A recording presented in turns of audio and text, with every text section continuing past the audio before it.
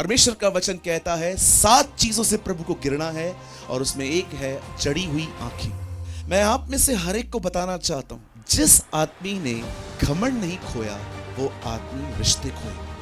कभी कभी जब आपको कोई बेइज्जती करता है, कोई आपकी नहीं सुनता है ना, जस्ट कीप क्वाइट, शांत रहिए, उसे मरने दीजिए। ये नहीं मरा ना, आपको मारेगा। आज बहुत सारी मैरिजेस में देखिए रोज लड़ाई झगड़े। आज बहुत सारे सेवक आपस में लड़ते हैं। आज बहुत सारे कलीसियाओं में अनबन है। पता है प्रॉब्लम क्या है?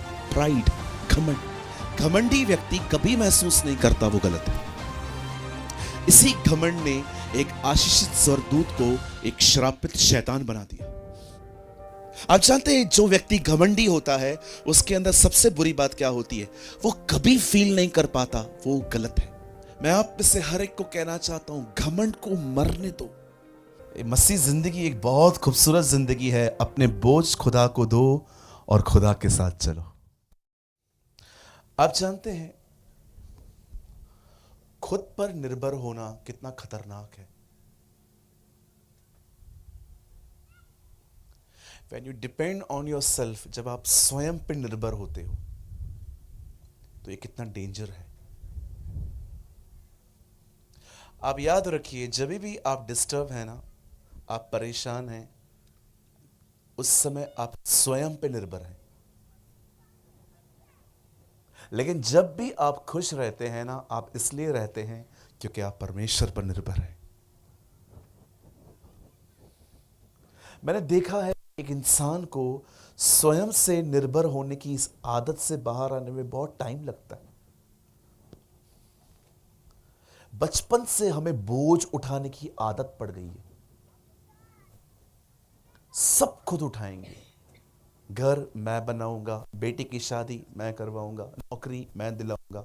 आप जानते हैं कई सारे लोग आज कुछ बन तो गए हैं पर अपनी पूरी सेहत निकल गई उनकी।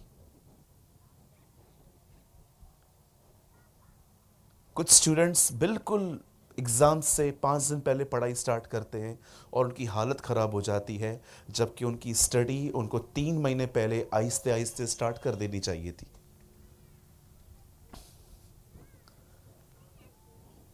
मैंने आज फुल स्लीव शर्ट पहनी है। अगर मैं हाफ स्लीव्स पहनता तो मैं आपको दिखा सकता, यहाँ से लेके यहाँ तक कम से कम यहाँ पर 18 से 19 कट्स के निशान हैं।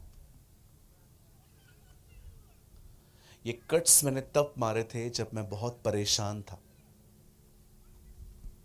स्वयं पे निर्भर था। मैं इसको और खोलना चाहता हूं। स्वयं पे निर्भर होने का मतलब जितने भी आपके काम फंसे हुए हैं, आपने उनके सारे बोझ आपने खुद पे रख दिए। आप जानते हैं ये जो मैं करूंगा ना, ये बहुत डेंजर है। जब परमेश्वर ने इंसान को बनाया और जब वो गुनाह में गिर गए और परमेश्वर ने जब उन्हें अदन की वाटिका से बाहर निकाला, आप जानते हैं अदन की वाटिका से निकलने के बाद पहला शब्द हवा ने क्या कहा? मैंने प्रभु की मदद से एक संतान पाई है। पहले मैं आया, प्रभु बाद में आया। ये मैं निकाल दीजिए। मैं आपको सच कहता हूं, दुआ करिए इन दिनों में परमेश्वर आपको अपने आप को भूलना सिखाए। कहिए जोर से, मुझे स्वयं को भी भूलना है।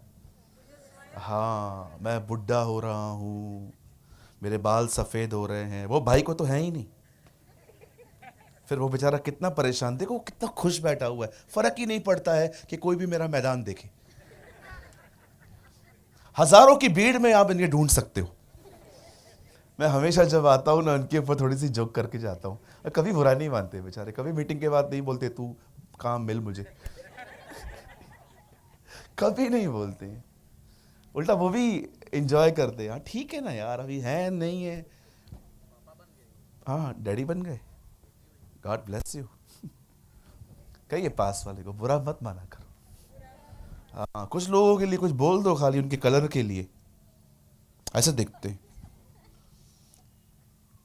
है ना, कुछ लोगों का होता है। हम लोग नेचुरल ब्लैक हैं। फेयर एंड लवली हमने लगा दी ना, हम फेयर बने ना लवली।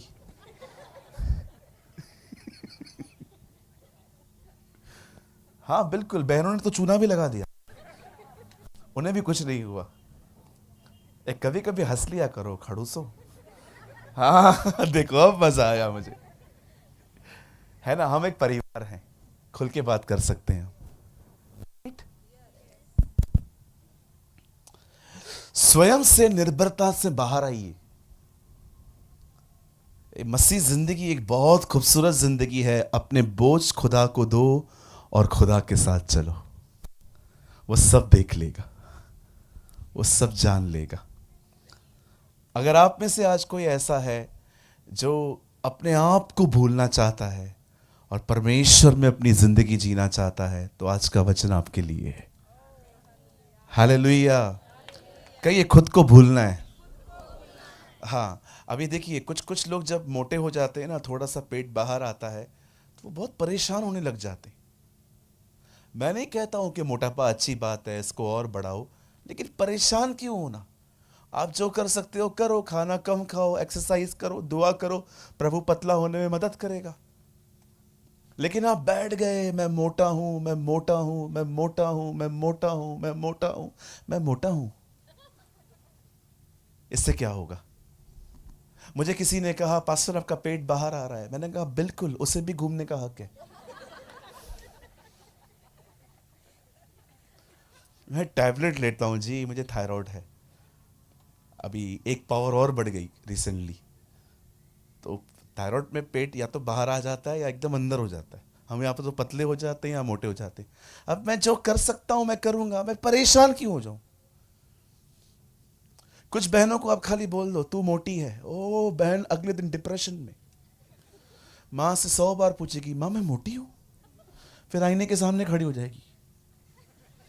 आईना भी कहता है हाँ फिर क्या प्रॉब्लम है तुझे। सोचना किस चीज का, बोलो बाजूले को, सोचना किस चीज का। सारा दिन सोचते रहेंगे, सारा दिन सोचते रहेंगे। कुछ लोगों के आगे के बाल गुम होते हैं, उसके पीछे गुम होते हैं। राजीव भाई के आगे से गायब है, मेरे पीछे से। It's okay.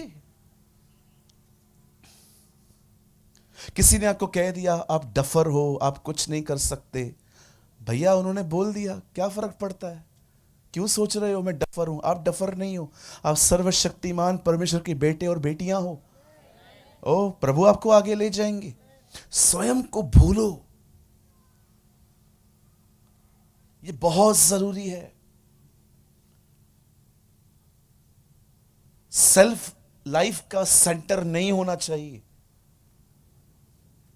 आप जानते हैं आप क्यों परेशान हैं इन दिनों में, एक कारण से, क्योंकि आप सारा दिन अपने लिए सोचते रहते हो।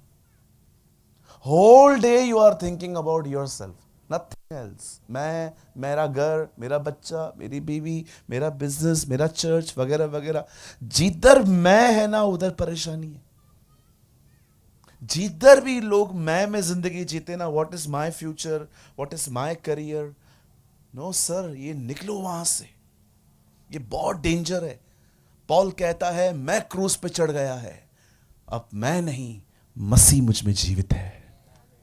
हालेलुया। अवश्य है कि वह बढ़े मैं घटूं, ये मैं खत्म हो।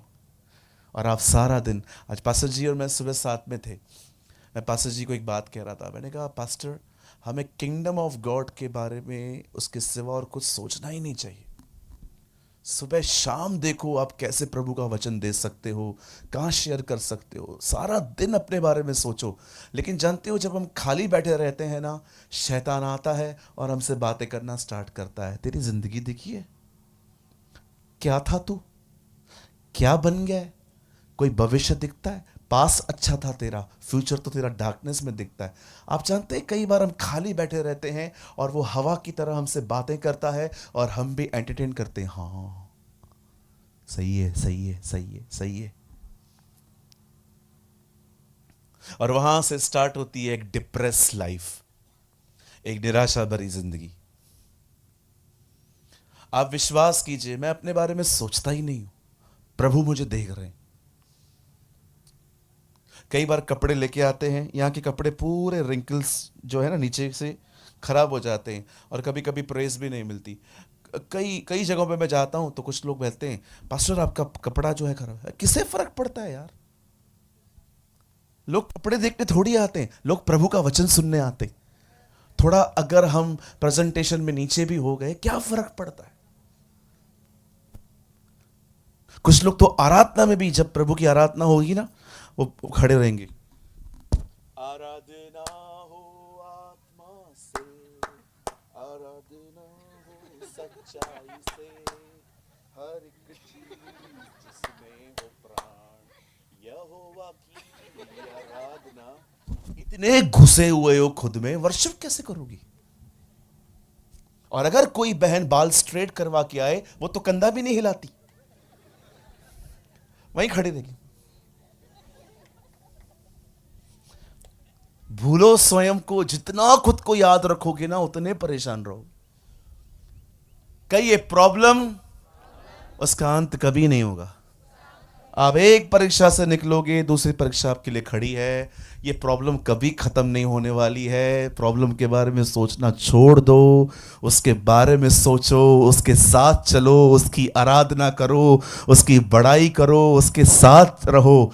मैं आपको सच कहता हूं, ये काम तो ऐसे होते रहेंगे, आप उस काम में ध्यान दो। Don't just experience this earthly blessings. आप वो पाओ जो परमेश्वर ने आपके लिए रखा है। कितने लोग हैं जो आज सच में चाहते हैं, यस पास्टर, मैं सच में खुद को भूलना चाहता हूं, मैं भूलना चाहता हूं खुद को। विश्वास कीजिए, मुझ में बहुत सारी कमजोरियां हैं, बहुत सारी शॉर्टकमिंग्स हैं। शैतान कई बार आपका ध्यान खुद से निकाल के आपके खुद में लगा देता है, बैठ बैठ के, सोच बैठ के। उसको पता है जितना ये अपने बारे में सोचेगा ना, उतना परेशान रहेगा। जितना ये अपनी तकलीफों के बारे में सोचेगा।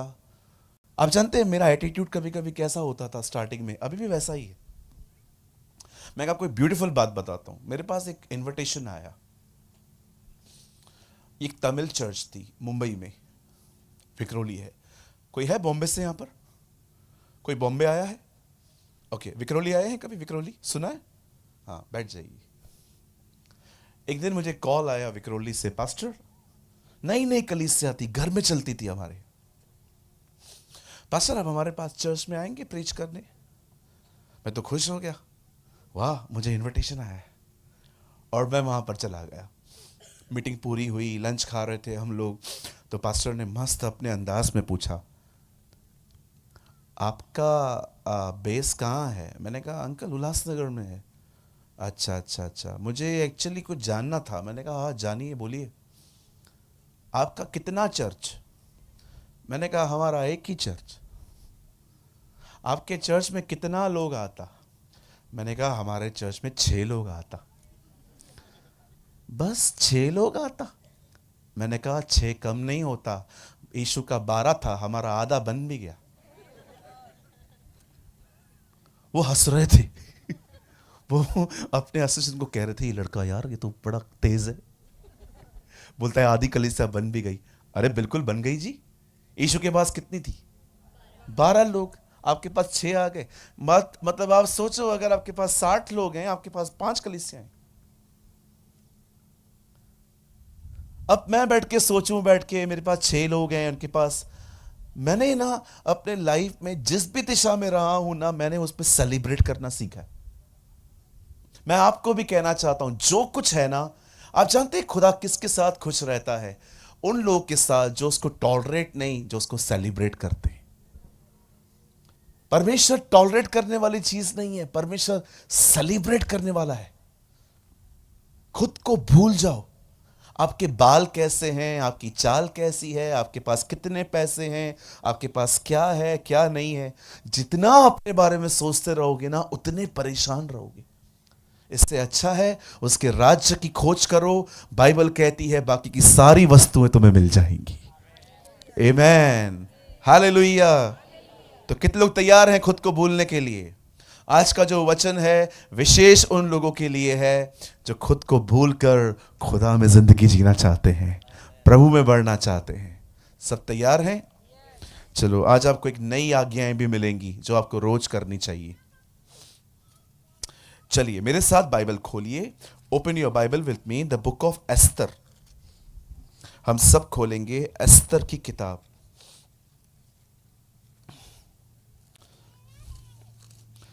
लाए हैं सब? एस्तर की किताब लाए हैं सब लोग? लाए हैं, थैंक यू। सभी खोलेंगे द बुक ऑफ एस्तर, 4 अध्याय, चैप्टर 4।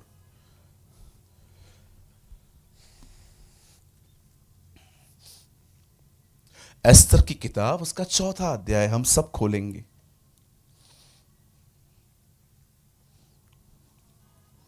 और मैं आपके लिए पढ़ता हूं 4 का 14 वचन। क्योंकि तू इस समय चुपचाप रहे तो और किसी न किसी उपाय से यहूदियों का छुटकारा और उद्धार हो जाएगा, परंतु तू अपने पिता के घराने समेत नष्ट होगी।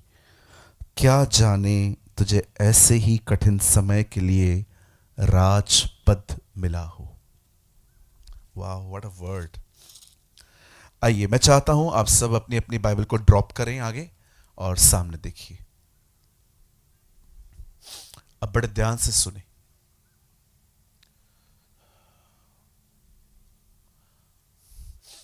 हमारी बाइबल में एक किताब है जिसका नाम है एस्तर। यह बाइबल की इकलौती किताब है जिसमें परमेश्वर, यहोवा, यीशु, पवित्र आत्मा ये नाम नहीं है। जब आप इस किताब को पढ़ेंगे तो इस पूरी किताब में आपको एक बार भी यह वर्ड नहीं मिलेगा, प्रभु, परमेश्वर। और यह वही किताब है जिसमें इंडिया का नाम है, हिंदुस्तान। 127 प्रांतों पर एक राजा रेन कर रहा था और बाइबल कहती है वो हिंदुस्तान पर भी राज्य कर रहा था। बाइबल कहती है एक राजा था जिसका नाम था शरेश्य। परमेश्वर का वचन कहता है ये उन दिनों की बात है जब फारस का राज्य था, प्रिंस ऑफ पर्शिया। और बाइबल कहती है इस राजा ने एक दिन डिसाइड किया कि वो अपने सारे कर्मचारियों को एक अच्छी दावत देगा। और जब सब लोग बुलाए गए, आप जानते हैं 180 दिन ये पार्टी चली है, 180 डेज। इस 180 दिन की पार्टी में राजा ने अपना पूरा वैभव लोगों को दिखाया कि उसके घर के पर्दे कैसे हैं, दीवारें कैसी हैं, संगमरमर कैसा है। ही शो ईच एंड एवरीथिंग। और बाइबल कहती है एक दिन ऐसा आया जब राजा ने अपनी बीवी वश्ती को, रानी को, ये मैसेज भेजा कि तू अपनी खूबसूरती में हमारे बीच में आ जा। हिंदी में वैभव लिखा है, but in English call majesty. और जब रानी वश्ती को बुलाया गया तो रानी वश्ती ने साफ कह दिया मैं नहीं आने वाली। अब यहां पर जब राजा को पता चलता है कि इसने मना किया है, बात ईगो पे आ गई। कही ये ईगो। हाँ, अब 10 मिनट मुझे बात करने दीजिए इस चीज के बारे में। बहुत सारे लोग इस बात से नाराज नहीं होते कि बात मानी नहीं गई। बहुत सारे लोग इस बात से नाराज होते हैं मैंने कहा था। That's pride. बहुत सारे लोग जब कुछ कहते हैं और वो नहीं माना जाता तो उनको इस बात का दुख नहीं होता कि उसने नहीं माना, उनको दुख होता है जो मैंने कहा वो क्यों नहीं किया। जानते ही क्या है? ये प्राइड है। राजा ने ये नहीं सोचा कि मैंने उसको बुलाया वो नहीं आई। राजा को दुख इस बात का हुआ जो मैंने कहा वो क्यों नहीं हुआ। मैं आप में से हर एक को बताना चाहता हूं, जिस आदमी ने घमंड नहीं खोया वो आदमी रिश्ते खोएगा। यह हो सकता है कि आप किससे रोज मिलते हैं, उसको प्रेज द लॉर्ड बोलते हैं, उसको जय मसीह बोलते हैं, आप उसके कांटेक्ट में हैं, लेकिन इनसाइड आपके अंदर उसके लिए कचरा है। मैं आप में से हर एक को कहना चाहता हूं घमंड को मरने दो। कभी कभी जब आपको कोई बेइज्जती करता है, कोई आपकी नहीं सुनता है ना, जस्ट कीप क्वाइट, शांत रहिए। उसे मरने दीजिए, ये नहीं मरा ना आपको मारेगा।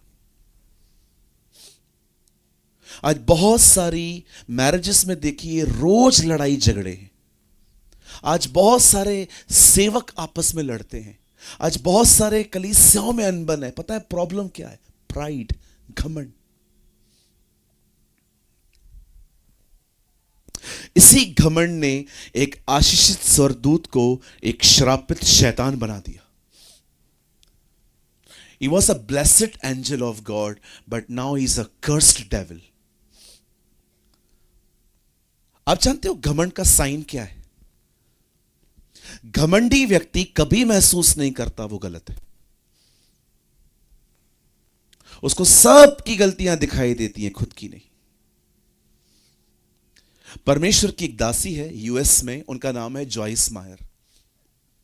बहुत सारी सीढ़ियां बनाती थी वो पहले, लेकिन अभी यूट्यूब आ गया है ना, तो अभी सीढ़ियां बंद हो गई हैं। मेरे पास उनकी कम से कम 10 से 15 सीढ़ियां थी।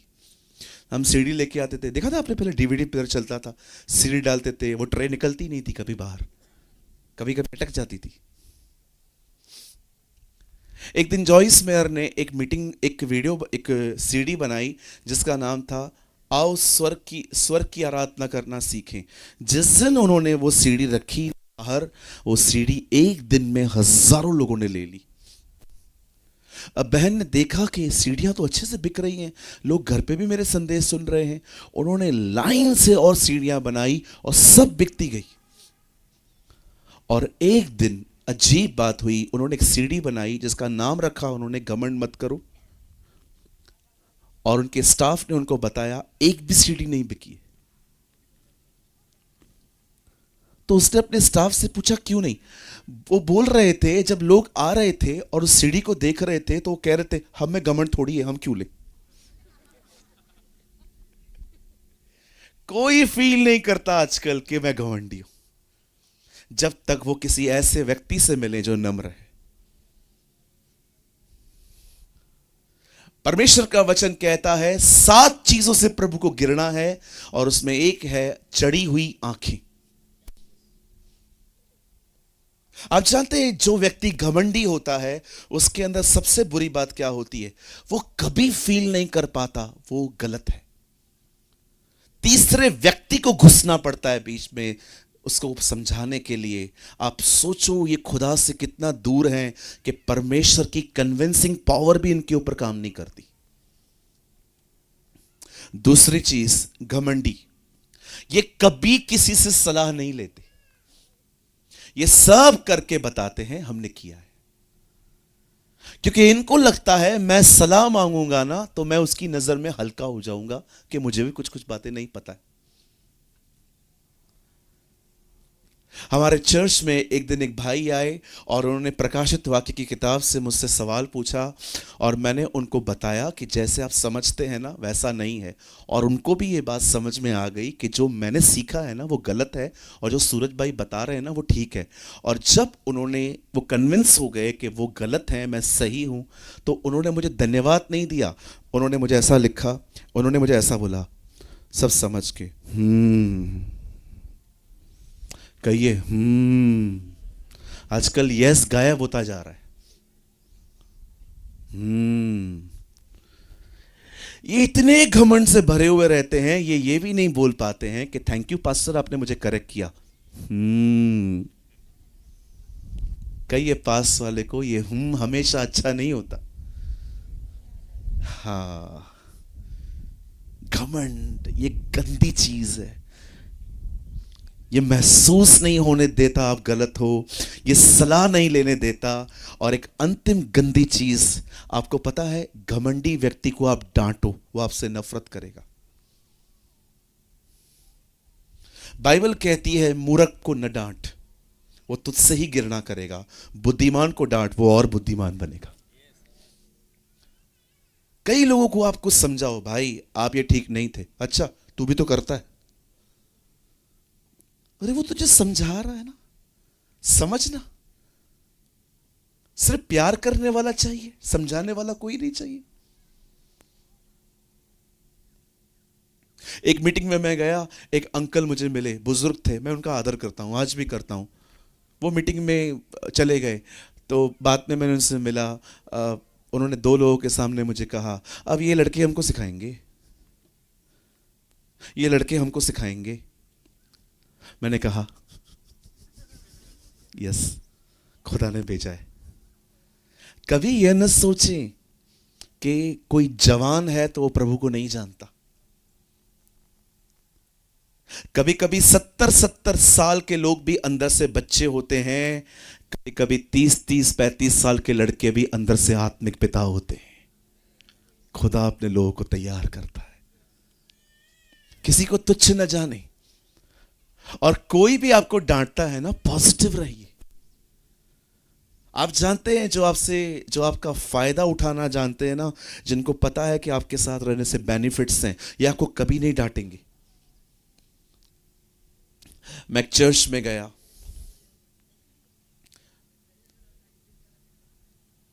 मीटिंग स्टार्ट नहीं हुई थी, लेकिन मैं पहले पहुंचा। मैं जहां पर रह रहा था, बिल्कुल मेरे पास के रूम से पबजी गेम की आवाजें आ रही थी। कोई था जो किसी को मार रहा था, और मैं देखने के लिए गया। वहां पर एक लड़का बैठा हुआ था और वो लड़का पबजी खेल रहा था। अब मेरा तो कोई काम है नहीं, ये उनकी पर्सनल लाइफ है, लेकिन मेरा खून कब तब खुला जब मैंने उसे आराधना करते हुए देखा। वो वर्शिप लीड कर रहा था लड़का, और मैंने पास्टर को जाके कहा, पास्टर जी, ये इस बंदे को आपने आराधना के लिए खड़ा किया है, ये 10 मिनट पहले तो अपने फ़ोन पे बैठा था, न प्रेयर है न क्या है। पास्टर जी मुझे सब पता है। मैंने कहा आप कुछ बोलते नहीं है? बोला नहीं पास्टर, मैं नहीं बोल सकता। मैंने बोला क्यों? ये चर्च उसी के पिताजी की है। जो आपके सिर्फ बेनिफिट से प्यार करते हैं ना, वो आपको कभी नहीं डांटेंगे, लेकिन जो सच में आपसे प्यार करते हैं ना, वो आपको डांटेंगे। भले चला जाए लेकिन बचे। पॉल एक जगह कहता है, कुछ लोगों को मैंने शैतान के हाथों में सौंपा है ताकि उनकी आत्मा प्रभु के दिन उद्धार पाए। आप जानते हैं, ऐसे लोग आपको छोड़ के चले जाएं ना, जो भले फेमस हैं, जो जिसके साथ रहकर आप बड़े हो रहे हैं, जाने दो। पर ऐसे लोगों से दूर मत जाओ जो आपको टाइम टू टाइम करेक्ट करें, बात करें, आपको समझाएं। क्योंकि यही वो लोग हैं जो एक्चुअली आपसे प्यार करते हैं, न कि आपके टैलेंट से। आइए अपने पास वाले से कहिए, जब भी डांट पड़े पॉजिटिव रहो।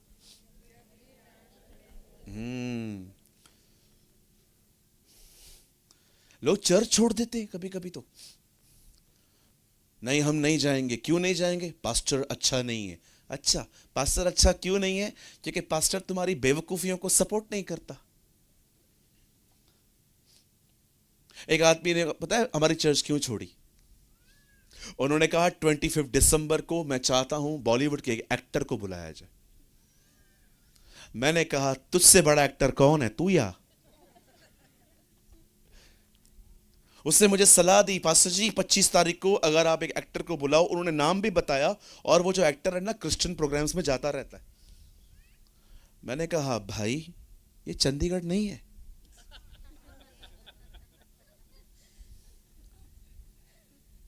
ये उधर चलता होगा, इधर नहीं चलता है। इधर वही लोग आएंगे जो दुआ के साथ आते हैं। यहां वो लोग आएंगे जो परमेश्वर की, ओ यस। आप देखो आजकल क्या होता है, किसी को भी बुलाते, कुछ भी करते। आपको लगता है ये मंच उन लोगों के लिए है जो पबजियां खेलते, जो मीटिंग से 15 मिनट पहले नींद से उठ के वर्शिप करते हैं या प्रचार करते हैं? मैं अपने चर्च के बच्चों को हमेशा कहता हूं, अगर आपका प्रेयर लाइफ नहीं है, क्विट योर मिनिस्ट्री, जाओ पहले प्रेयर लाइफ बिल्ड करो, फिर आओ, ताकि तुम्हारी सेवा में लोगों को कुछ मिल पाए। हालेलुया। कितने लोग सहमत हैं मेरे साथ? जो नहीं होते ना, मैं आपके अंदर से दुष्ट आत्माएं निकालता आज।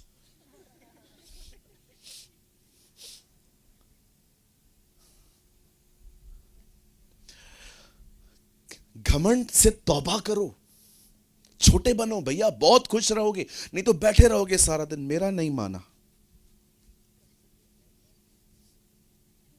मेरी बात नहीं मानी। देख रहे हो कौन बात कर रहा है अंदर? एक बहन आई, पास्टर मेरे लिए प्रेयर करोगे? मैंने कहा हाँ बहन, क्यों नहीं करेंगे, क्या दुआ करें? पास्टर मुझे वचन याद नहीं पड़ता। मैंने प्रभु से कहा, प्रभु इस बहन को कुवत दे, बरकत दे प्रभु जी इन्हें। अगले दिन फिर से उन्होंने प्रेयर करवाई, मैंने फिर से प्रार्थना की। सैटरडे भी मीटिंग थी, संडे मीटिंग थी, और एक हफ्ते के बाद वो अपनी सास के साथ आई। उनकी सास अलग खड़ी थी, ये अलग खड़ी थी। मैंने कहा आप दोनों? बोला पास्टर जी हम सास बहू है। मैंने कहा साथ में आओ ना। नहीं पास्टर, आप इनसे अलग मिलो, मैं आपसे अलग मिलूंगी। तो उनकी सास पहले मिलने आई, बड़ी सभ्य स्त्री थी बेचारी। उसके बाद मैंने उनको बोला, उनकी बहू को, मैंने कहा आप साथ में क्यों नहीं आते? She is a very hard women pastor. नहीं पास्टर मैं उसके साथ साथ में नहीं आ सकती। मैंने कहा क्यों? पास्टर वो अच्छी नहीं है। मैंने कहा क्या किया आपका? पास्टर आज से 5 साल पहले मेरा भाई आया था मायके से, इस औरत ने उसको चाय नहीं पूछी थी, इस औरत ने पानी नहीं पूछा था। पास्टर मैं खुदा को कह रहा था, खुदा इसे वचन याद नहीं पड़ता, 5 साल पुरानी बात प्रॉपर याद है, खुदा हमें बचाए। आप जानते हो बहुत सारी बहनों को 1999 में क्या हुआ था, 25 साल पहले की बातें याद होती है। तुम्हारी शादी में तुम लाए क्या थे? सब मेरे बाप ने दिया था, सब मेरे बाप ने दिया था, सब। ये जो तुमने पहना है ना, ये तक मेरे बाप ने दिया था। इतना घमंड कहां से आता है कि कुछ लोगों ने तो बपतिस्मा लेके रखा है उसका। आइए अपने पास वाले को इशारा करिए, उसको बोलिए छोटा बन। नहीं इशारा करके बोलो छोटा बन, छोटा। इतना छोटा बनो कि सुई के नाके में से भी निकल जाओ। जितने बड़े बनोगे ना, आप जानते हो रिसेंटली मैंने एक पास्टर कॉन्फ्रेंस ली, मैंने प्रार्थना क्या की, प्रभु मैं प्रार्थना करता हूं हम पास्टर हैं, ये बात बोलने में हमारी मदद कर। पोजीशन सर पे नहीं चढ़ना चाहिए, इट इज डेंजरस। मैं नीचे क्यों बैठूं, मैं उधर क्यों बैठूं, मैं क्यों लेकर आऊं, मैं काय को लेकर आऊं? देख रहे हो इंसान भूल गए हैं, हम पोजीशन से चिटक गए। हालेलुया। सो कितने लोग आज के बाद नम्र बनना चाहते हैं? चलो चाबी दे दूं, बनेंगे? आइए सब लोग ऐसे करिए, विश्वास कीजिए आपके हाथ में सुई है, और अब आपको एक चीज सीनी है। बहनें समझ गई, होठों को सी लो। हाँ वो देखो बहन सी भी रही है। ओ सीना स्टार्ट करो, जिसको जो बकवास करनी है करने दो, जिसको जो बोलना है बोलने दो। आप शांत रहो, बाइबल कहती है आप शांत रहोगे वो आपकी तरफ से बात करेगा। God will spoke. विश्वास कीजिए, कुछ लोग सिर्फ घर में झगड़े और लड़ाइयां ही ले आते हैं, लेकिन आप पीस मेकर्स बनो। Blessed are the peacemakers. धन्य है वे जो इसलिए चुप रहते हैं ताकि घरों में शांति रहे। आपके घर में कभी झगड़ा बढ़ेगा नहीं। खाली एक काम करो, जब सामने वाला गर्म है आप ठंडे हो जाओ।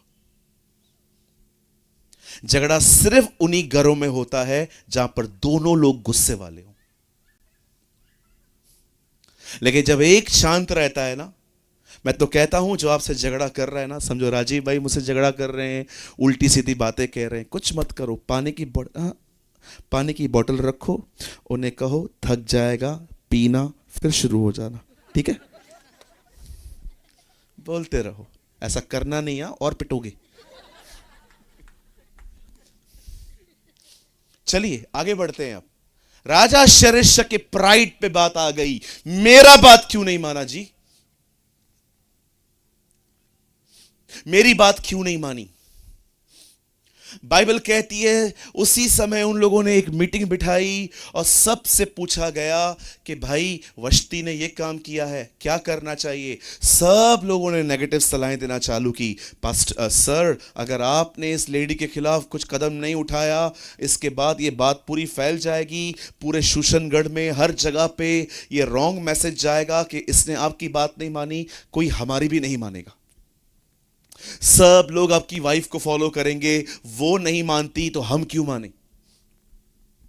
और राजा ने डिसाइड किया कि वो उसके रानी के पद से उसको हटा देगा। इंटरेस्टिंग स्टोरी है ना। एक आज्ञा न मानने से उसने अपना सब खो दिया। आप जानते हैं जब रानी वष्टी को उसके पद से उतार दिया गया, अब बाइबल कहती है वह पद खाली था और एक दिन राजा के कर्मचारी ने डिसाइड किया कि वो राजा के लिए एक पटरानी ढूंढेंगे। और बाइबल कहती है उसके सारे लोग इन प्रांतों में फैल गए और बाइबल कहती है खूबसूरत लड़कियों को उन्होंने वहां से लेना स्टार्ट किया और उसका भी एक चुनाव होने वाला था, एक ब्यूटी कॉन्टेस्ट की तरह। आप जानते हो उन्हीं दिनों में बाइबल कहती है एक व्यक्ति था जिसका नाम था मौद्रके, और बाइबल कहती है उसकी एक चचेरी बहन थी एस्तर, जो एक्चुअली अनाथ थी। वो अपनी कजन सिस्टर के साथ रहता था, उसका नाम था Esther, and she was a beautiful girl. वो एक खूबसूरत लड़की थी और वो भी दरबार में पहुंचाई गई। अगर आप बाइबल के डिफरेंट डिफरेंट ट्रांसलेशंस को पढ़ोगे तो आपको पता चलेगा 12 महीने तक उस लड़की को सजाया गया सिर्फ एक मुलाकात के लिए, जिस दिन वो राजा के सामने खड़ी हुई। एंड कुछ कमेंट्रियों में बताया गया है 6 महीने तक उसे हर दिन ऑयल से मालिश की गई और उसके बाद 6 महीने तक उसके ऊपर हर दिन अलग अलग परफ्यूम्स उंडेली गई। पहले पूरी मड निकाली गई, पूरी स्किन से डस्ट निकाली गई और उसके बाद उसको एक ऐसे परफ्यूम से डाला गया कि अगर पसीना भी निकले तो उसमें भी खुशबू। 12 मंथ्स, 12 महीने एक लड़की को तैयार किया गया मात्र एक मुलाकात के लिए। उसकी सहेलियां बदल गई, उसका खाना बदल गया, उसे उस डिसिप्लिन में लाने के लिए जो राजा देखना चाहता था। और फाइनली जब वो लड़की अपने वैभव में तैयार हो जाती है और एक दिन सारी लड़कियां राजा के पास पहुंचती है, राजा चुनाव करता है एस्तर का। मैं आप में से हर एक को कहना चाहता हूं, हमारे स्वर्ग में एक राजा है। बाइबल कहती है उसने भी अपनी बीवी को एक आज्ञा दी इज़राइल को, और उसने उसकी बात नहीं मानी और अब परमेश्वर ने हमारा चुनाव किया है। ओह, गॉड हैज चूजन अस। और ये वो तैयारी के दिन हैं जब आपको तैयार होना है, क्योंकि बहुत जल्द हम अपने राजा के सामने जाने वाले हैं। मैं आप में से हर एक को कहना चाहता हूं, तैयार हो जाइए। मिनिस्ट्री के लिए नहीं, चर्च बिल्ड करने के लिए नहीं, ये सब बात में है। सबसे पहले अपने आप को राजा के लिए तैयार करिए। ओ लव हिम। उसकी आराधना इसलिए न करें, उसका प्रचार इसलिए न करें ताकि लोग आपको जाने कि आप एक परमेश्वर के बड़े जन हैं। ओ, उसकी आराधना, उसका प्रचार इसलिए करें बिकॉज यू लव हिम, क्योंकि आप उससे प्यार करते हैं।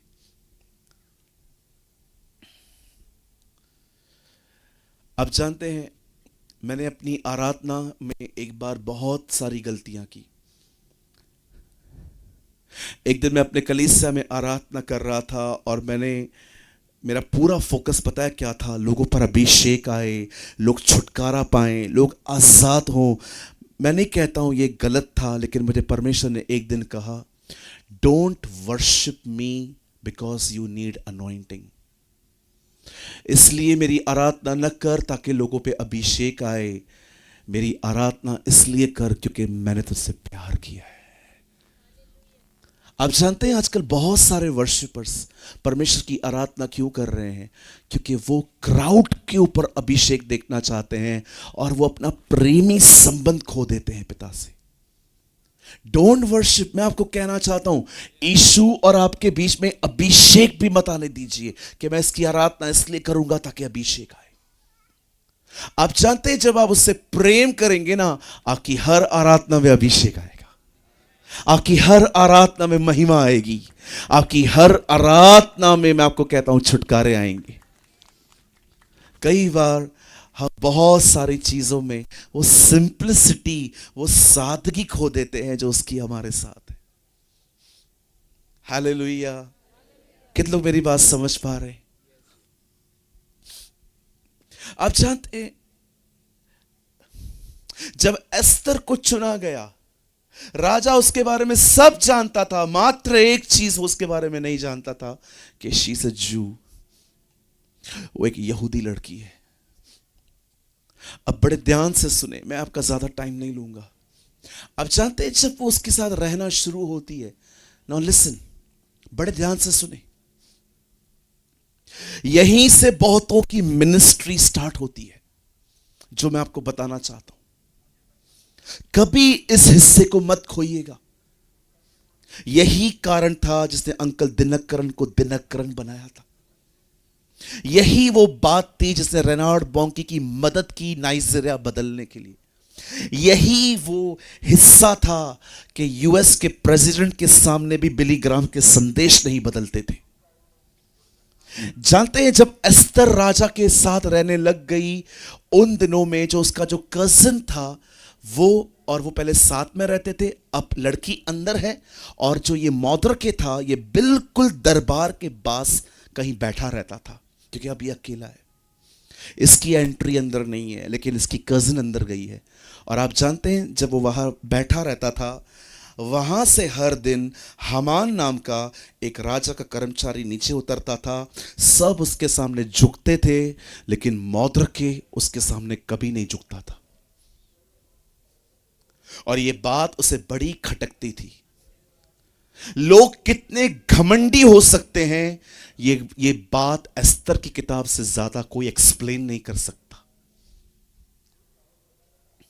आप जानते हैं, प्लीज बुरा मत मानिए, आपको पता है कुछ लोग आपसे बात क्यों नहीं करते? क्योंकि आपकी इमेज वैसी है कि यू हैव अ प्राइड।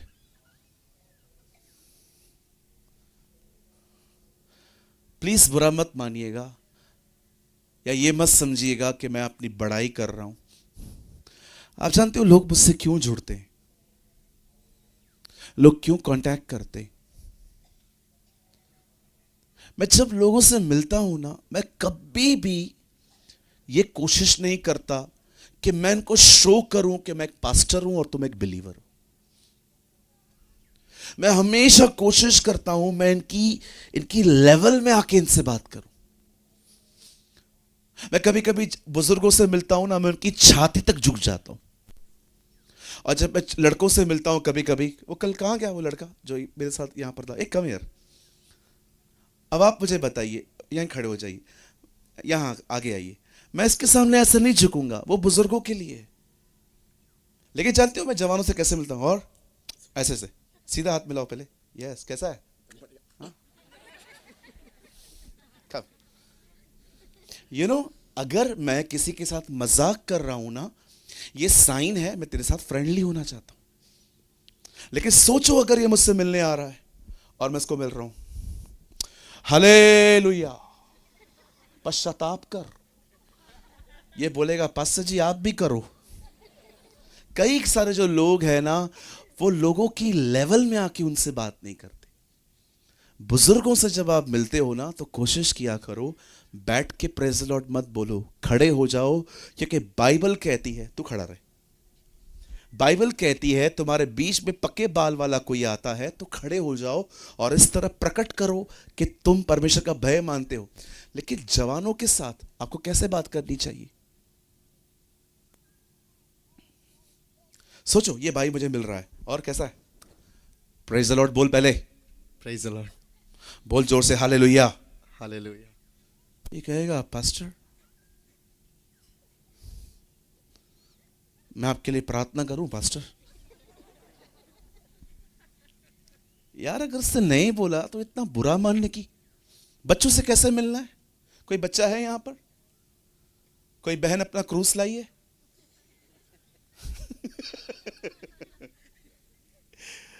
कल मैं बहुत सारे बच्चों से मिला था यहां पर, ओ इतना मजा आ रहा था। तू खड़ा रहे भाई। कोई बहन बच्चा लाई है? नहीं मैं कुछ, हाँ लेकर आइए लेकर आइए, डोंट वरी, कुछ नहीं करूँगा मैं उसको। बच्चे मैं रख भी नहीं सकता, आप ही नहीं रख पाते, हम कहाँ से रखेंगे। अब ये बच्ची बैठी है, अभी मैं इसको क्या बोलूँ, इधर आ, बाइबल पढ़ती है, पास से तुम पढ़ो। ए बोल प्रेज द लॉर्ड, बोल हालेलुया। अब बच्ची है, उसको हाथ फेरो, उसको उसको फील करवाओ, वो स्पेशल है। आप जानते हो, या बस बहन चले जाइए, तू भी चला जा भाई। यहाँ देखिए, आप जानते हैं आपकी आपकी जो डिग्री है वो सिर्फ पेपर पे नहीं होनी चाहिए, बिहेवियर में होनी चाहिए। कितने लोगों ने पढ़े लिखे गवार देखे? अच्छा आपने देखे? बहुत सारे देखे होंगे पढ़े लिखे गवार, बात करने की तमीज नहीं, कुछ भी नहीं, बैठे रहेंगे, बाजू से कोई गुजरे उसके बाद भी टांग पे टांग चढ़ा हुआ रहेगा, क्या रे उधर चल चल। क्या फायदा तुम्हारी बीकॉम टीवाई का, जबकि तुम्हें यह तक नहीं पता हाउ टू शो रिस्पेक्ट। कुछ लोग बैठे रहेंगे, बुढ़ा आदमी खड़ा है वो बैठा रहेगा, उसको देखता रहेगा। अरे उठ जा, थोड़ा तकलीफ उठा।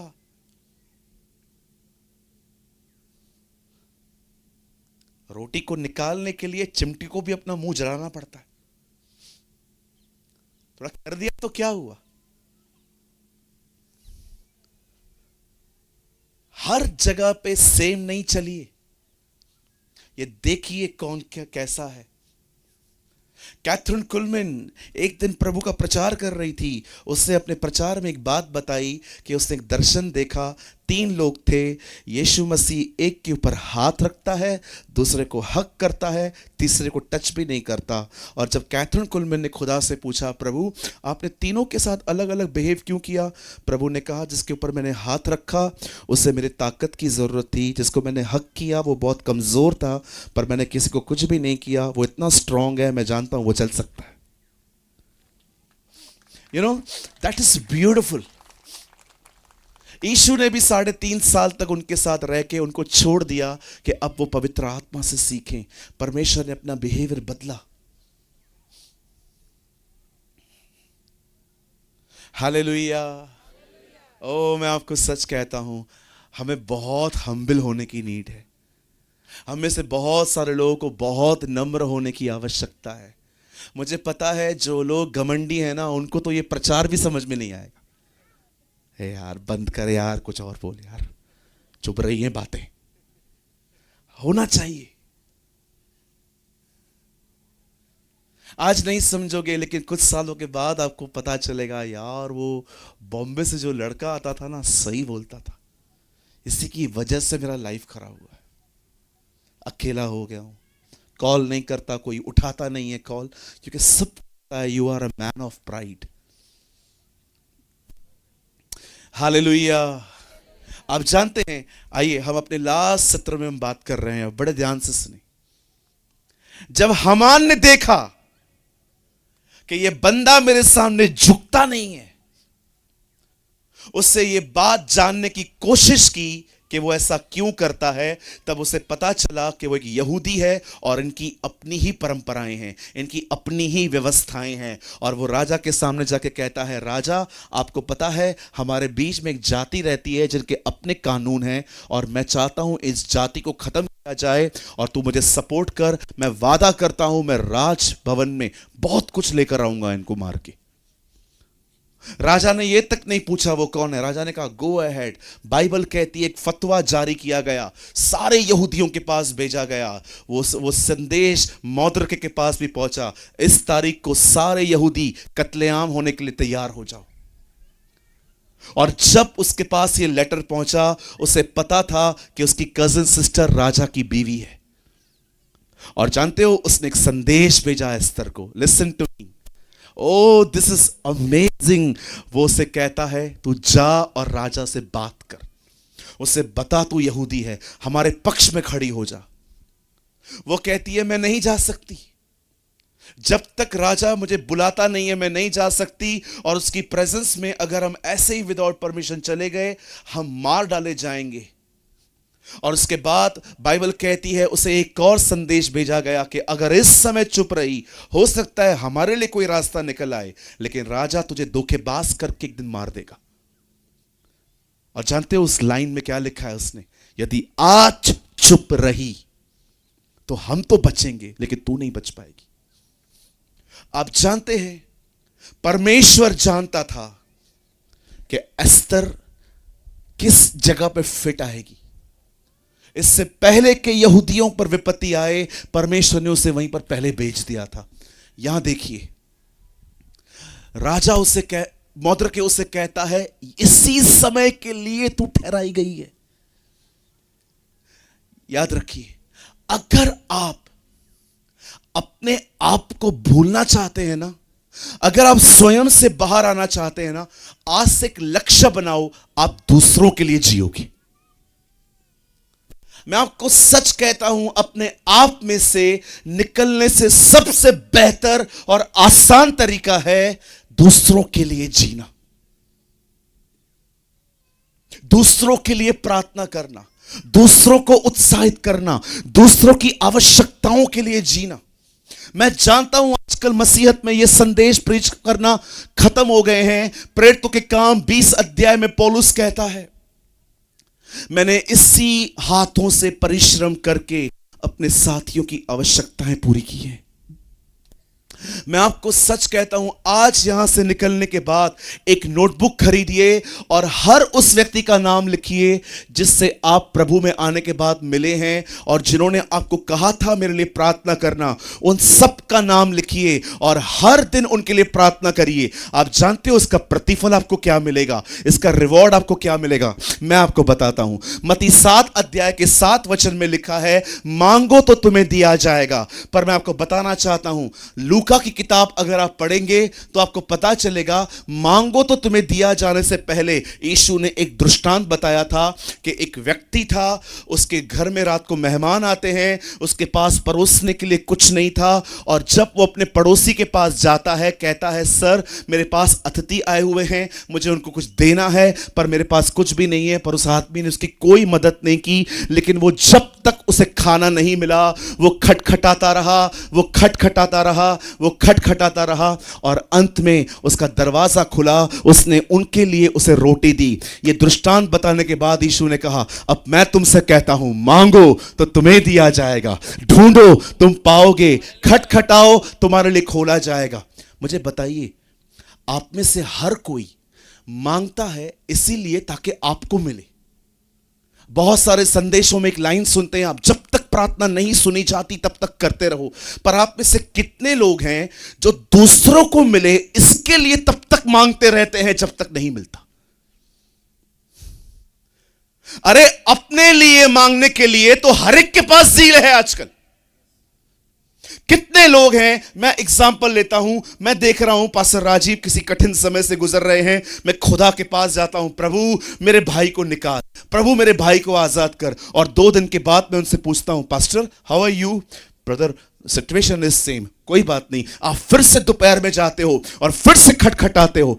आप जानते हैं इसका प्रतिफल आपको क्या मिलेगा? जब आप दूसरों के लिए दुआ करोगे ना, परमेश्वर आपको पवित्र आत्मा से परिपूर्ण कर देगा। ओ मती कहता है, मांगो तो तुम्हें दिया जाएगा, ढूंढो तुम पाओगे, खटखटाओ तुम्हारे लिए खोला जाएगा। क्योंकि जो कोई मांगता है उसे मिलता है, जो खटखटाता है के लिए खोला जाता है। और नीचे कहता है वो, अगर तुम बुरे हो के अपने बच्चों को अच्छी वस्तुएं देना जानते हो तो मैं स्वर्गीय पिता तुम्हें अच्छी वस्तु, इस अच्छी वस्तु के बारे में पढ़िए। लूका में बताया गया है ये अच्छी वस्तु पवित्र आत्मा है। आज मैं आपसे पूछना चाहता हूं, कितना आप दूसरों के लिए दुआ करते हैं, कितना आप खुद के लिए करते हैं? My job, my business, my career, my future, my government job, हर कोई अपने लिए पुकारता है। कितने लोग हैं जो पौलुस की तरह तीमुथियुस को अपने दिल में लेके जाके खुदा के पास जाके रोते हैं कि इस पर दया कर। शैतान यही तो चाहता है, आप सबसे अधिक अपने बारे में सोचें, अपने बारे में लिखें, अपने बारे में सोचते रहें, about your marriage, about your future. मैं नहीं कहता हूं अपने बारे में सोचना कुछ गलत है, लेकिन सारा दिन है आपके पास एक नोटबुक? कितने लोगों ने आपको कहा है कई बार मेरे लिए प्रार्थना करना? मुझे बताइए, आप करते हैं? सोचो, इतने हजार लोगों में 2 लोग हैं खाली जिन्होंने हाथ उठाया। क्या आपके पास कोई नोटबुक है जिसमें उनके नाम लिखे हों? मैं नहीं कहता हूं रोज निकालो, एक एक का नाम लो, पर क्या आप उनका नाम राइट करते हो और अगले दिन आप अपनी कॉपी पर हाथ रख के कहते हो, खुदा इन लोगों को ब्लेस कर? ओ, मैं आप में से हर एक को कहना चाहता हूं, निकलो स्वयं में से। ये समय चुप रहने का नहीं है। Esther, pray for us. जानते हो एस्तर ने क्या कहा? एक काम करो, मुझे परमिशन तो नहीं है अंदर जाने की, लेकिन मैं चली जाऊंगी, मेरे लिए उपवास करना। मर गई तो मर गई। Oh, what a woman of God. दूसरों के लिए उसने अपना जान जोखिम में डाला। आप सोचो, जिस चर्च ने ये मीटिंग रखी है वो चर्च रांची की है, आप दुमका से हैं। क्या पड़ी है इन लोगों को? बहुत अच्छा चर्च है इन लोग का। मैं कल बात कर रहा था पास्टर जी से, पास्टर जी चर्च कैसे चल रहा है? पास्टर ने कहा, प्रभु हमें हर दिन उठा रहे हैं। मैं सोच रहा था, एक बंदे को इतनी अच्छी सिटी में प्रभु ने चर्च दी है, लेकिन वो उसके बाद भी सोचता है। आप जानते हो, अगर कोई हमारे लिए सोचे ही नहीं, ये सभाएं हो कैसे पाएंगी? किसी ने सोचा आपके बारे में कि नहीं, हम वहां जाएंगे, वचन लेके जाएंगे, ताकि लोग वहां पर जो डिप्रेशन में है, बीमारियों में है, बुरी आदतों में है, वे छुड़ाए जाएं। आप में से बहुत सारे लोग इस बात को नहीं जानते। एक मां से मिलो, उससे पूछो जिसका बच्चा ड्रग्स लेता है उसकी हालत क्या है। एक अंकल से मिलो, उनसे पूछो उनकी लड़की एक अन्य जाति के साथ फंसी हुई है, उसकी हालत क्या होती है। अगर आपके बारे में कोई ऐसा सोचता ही नहीं, ये सभाएं हो कैसे पाती? शुक्र करना चाहिए, हमें दुआ करना चाहिए कि मसीह के अंदर लोग अपनी जिंदगी भूलें, परमेश्वर के राज्य के लिए सोचें। निकलो भाई अपने आप से। मेरा जॉब, मेरा नौकरी, मेरा बच्चा, मेरे बाल, मेरा कोट, ये वो, सारा दिन हम मैं फंसे हुए हैं। आप जानते हो, आप में से बहुत सारे लोग यहां पर ऐसे हैं, विश्वास कीजिए, यू आर वेरी नाइस। आप डीजे पे नहीं जाते, आप पब्स पे नहीं जाते, आप गंदगी में नहीं है, आप अश्लील वीडियो नहीं देखते हैं, शुक्र है खुदा का। लेकिन आपको पता है, आप वहां से निकल के एक और ट्रैप में आके फंस गए हो, और वो है मैं। सारा दिन मेरे बारे में सोचना, सारा दिन ये सोचते रहना, सारा दिन सोचते रहना अपने ही बारे में, अपने ही बारे में, अपने ही बारे में। किसी ने आईफोन खरीदा है और अपना फोन देख रहे हो, मेरे पास ओप्पो है। अरे यार, है ना, वो कम है क्या? कोई सहेली आपको बताती है, oh I got a government job, मेरे को नौकरी मिल गया, और आप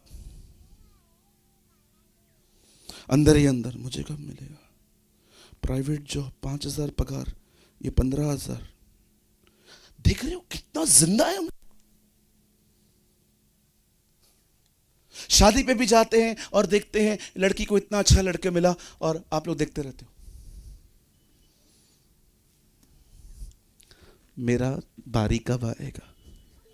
यार, हर जगह पे खुद को लेके आते हो, यही प्रॉब्लम है। गुमराह पुत्र। आप देखो, भाई वापस आया है, खुशी नहीं है। बाप आनंद कर रहा है, बेटा मर गया था, जी उठा है। ओ देखो, वो नाराज होकर बैठा है, पप्पा मैंने बकरी नहीं मांगी और आपने इसको सब कुछ दे दिया। कितना मैं में फंसा हुआ है ये लड़का, मैंने नहीं मांगा, मैं। अरे खुदा के लिए जियो, दूसरों के लिए दुआएं करो। अगर किसी को पता है ना कि कोई है बहुत निराश है, कॉल करो, मिलने चले जाओ, उससे बात करो। मैं आपको सच कहता हूं, आप दूसरों का घर बनाओ, खुदा आपका घर बना देगा। आइए अपने पास वाले को हाथ जोड़ के कहिए, अपने लिए जीना बंद कर दो, मेरे लिए जियो। Yes, I thank God for brother Pastor Rajiv, for Uncle Ranjit, और भी जो पास्टर्स हैं यहाँ पर। जानते हैं हम पास्टर क्यों बन पाए? क्योंकि हमने डिसाइड किया हम अपने लिए नहीं जिएंगे।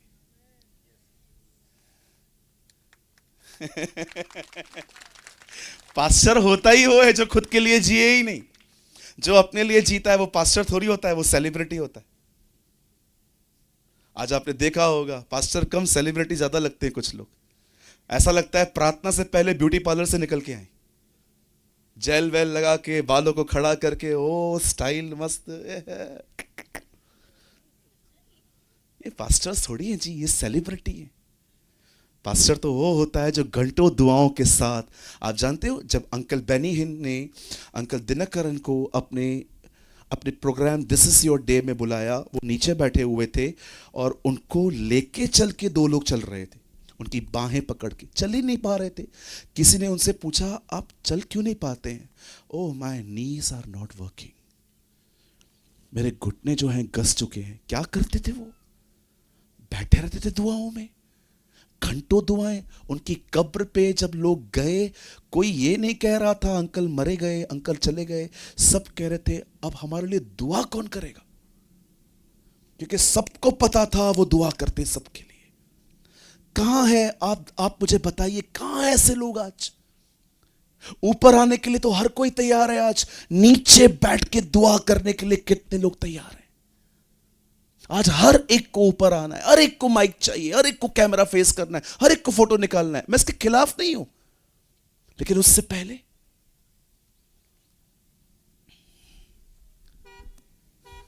ओ मेरे भाई मेरी बहन, स्वयं में से निकलो। आपने अपने बारे में सोच सोच के अपनी मेंटल हेल्थ खराब कर दी है। आप में से बहुत लोगों ने सोच सोच के आपकी दवाइयों पे जिंदगी निर्भर हो गई है। अंकल जितना चाहिए ना उतना है आपके पास। एक परमेश्वर के जन ने कहा तुम्हारे पास वो नहीं है जो आवश्यकता नहीं है। जिस दिन आवश्यकता हुई खुदा कहां से भी पहुंचाएगा। हमेशा याद रखिए, जब परमेश्वर 3 लोगों को जमीन फाड़ कर अंदर ले सकता है तो वही खुदा जमीन फाड़ के आपको भी कुछ दे सकता है। याद रखिए, जब भी ख्याल आता है ना अपने लिए, तेरी जॉब कहां है, तेरा बिजनेस कहां है, तेरी शादी क्यों नहीं हो रही, तेरी एंगेजमेंट टूट गई है, उसी समय उन सारी चिंताओं को प्रार्थना में बोल के खुदा को दे दो और उसकी आराधना में जिंदगी जियो। उसके साथ चलते रहो, उसके वचन को पढ़ो, ओ जितना हो सके उसके साथ बने रहो। शैतान हमेशा से यही चाहता आया है। आइए, मैं चाहता हूं आप सब सामने देखें। मैं मात्र आपके 5 मिनट लूंगा। आप जानते हैं, एक दिन शैतान हवा के पास आता है और उसको कहता है क्या यह सच है कि खुदावंद ने आपको कहा है कि आप किसी भी फल को नहीं खा सकते? और बहन कहती है नहीं नहीं ऐसा नहीं है, हम खा सकते हैं एक को छोड़कर। और उसके बाद वो खाती है और आदम को बुलाती है, आदम भी खाता है। क्या आपने बाइबल में यह पढ़ा है कि शैतान ने फल तोड़ के हवा के मुंह में डाला?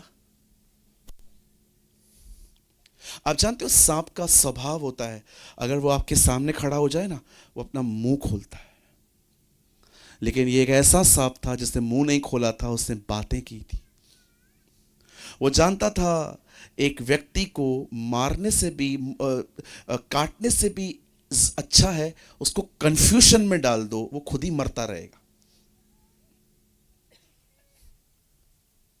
शैतान जानता था अगर मैं ऐसे मुंह खोलेगा ना ये भाग जाएगी, इससे अच्छा इसके अंदर सवाल डाल दो, कंफ्यूजन ही इसको मार देगा। कोई है यहां पर जिसने कंफ्यूजन जब मारते तो कैसे लगता है? आपके घर से कॉल आया, आपके पिताजी ने आपको कॉल कहा किधर है तू? मैं यहीं पर हूं, घरा तुझसे बात करनी है। रास्ते पे चलते चलते आपको बचपन से लेके तब तक जितने पाप किए थे सब याद आ जाएंगे। पता नहीं कौन सा कांड पकड़ा है इसने। और जैसे आप घर पे आते हो और आप डैडी को बोलते हो हां क्या हुआ, और आपका डैडी आपको देख रहा है, पप्पा बताओ क्या हुआ? बैठ, नहीं बताओ, बताओ क्या हुआ? कल रात को फ्रिज में मैंने मटन रखा था, तू खाया? जान निकल गई। जान निकल जाती है लोगों की जब लोग, सिस्टर हाँ पास्टर ने आपको बुलाया है, पास्टर ने बुलाया, दीदी ने बुलाया होगा, पास्टर ने बुलाया है, पास्टर गुस्से में था। अच्छा, पूरा बहन पसीना पसीना हो गई।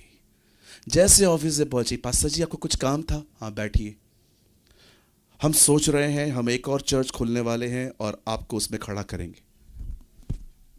अब जाके सांस जो अटक गई थी खुली। कंफ्यूजन बहुत मारता है, शक इंसान को खत्म कर देता है। आप जानते हैं शैतान ने हवा को फल नहीं खिलाया, सिर्फ अपना उसका ध्यान उस पर लगाया। देख पानी पूरी, सोच कितना मस्त रहता है। लिखा है उसे देखा मन भाऊ है, खाने से पहले ही अच्छा लगा दीदी को। होता है ना? जरा सोचो, मेरे हाथ में चिकन है, भाइयों काश आज तुम उपवास में होते। सोचो मेरे हाथ में टंगड़ी है, लेग पीस है, सॉफ्ट सॉफ्ट। जो नहीं खाता है वो ध्यान न दे मेरे प्रचार पे। कैसा लगता है ना खाने से, लाल लाल ऊपर लगा हुआ है मसाला, है ना? दीदी पानी पूरी, आधा पानी मीठा आधा खट्टा, कैसे टेस्ट आता है ना? आप जानते हैं उसका यही काम है, आपका ध्यान उधर लगाना जो चीज आपके पास नहीं है। यह शैतान की सबसे गंदी चीज है। सिर्फ एक आदमी का माइंड डाइवर्ट करो, उसका ध्यान उसी चीज पे लगाओ, स्वयं पे लेकर आओ।